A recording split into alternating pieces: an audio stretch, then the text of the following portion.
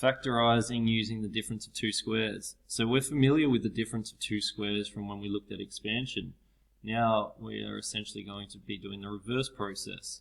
So if I look at this example here, I have x squared minus 49. So since I'm looking for the difference of two squares, let's write both of these terms as squared values. So if this was x squared minus, I know that 49 comes from 7 squared. So now this looks more like the form that we're familiar with.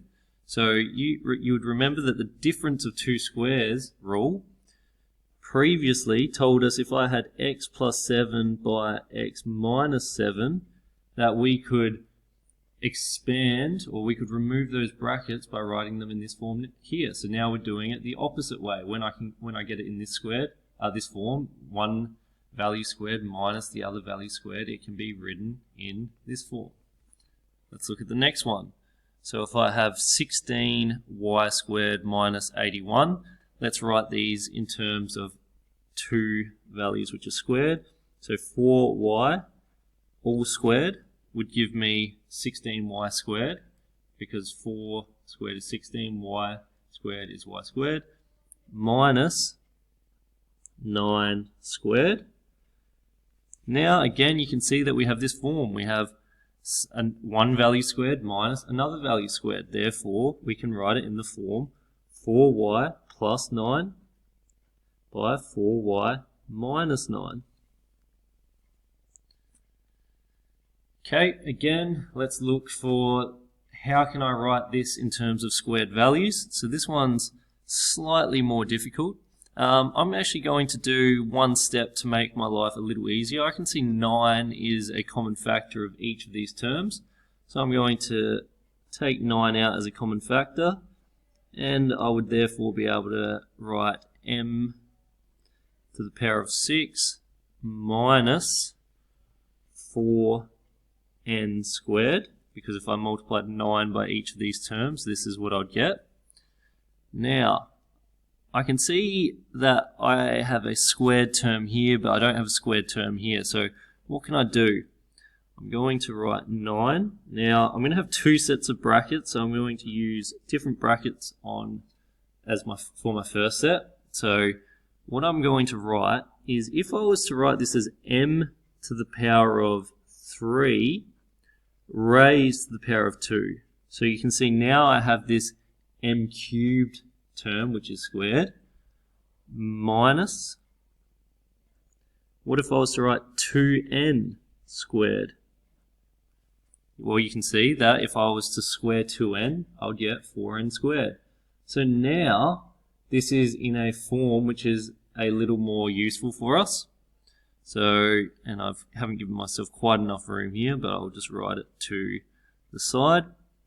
So we've got 9 by, now this is m to the power of 3 squared minus 2n squared. So it's going to be m to the power of 3 plus 2n by m to the power of 3 minus 2n. And you can see, once again, we have used our difference of two squares rule to factorize this expression. Next, for D, I'm going to just do it underneath since I've run out of room here. So we have k plus 2 all squared minus 1. Now, I could write minus 1. I could just put a square on top of this 1, because 1 squared is just 1. So I'm going to have k plus 2 squared minus 1 squared. And look at this. This is once again in this form that we're looking for. I've got some value squared minus another value squared. So it's going to be k plus 2 plus 1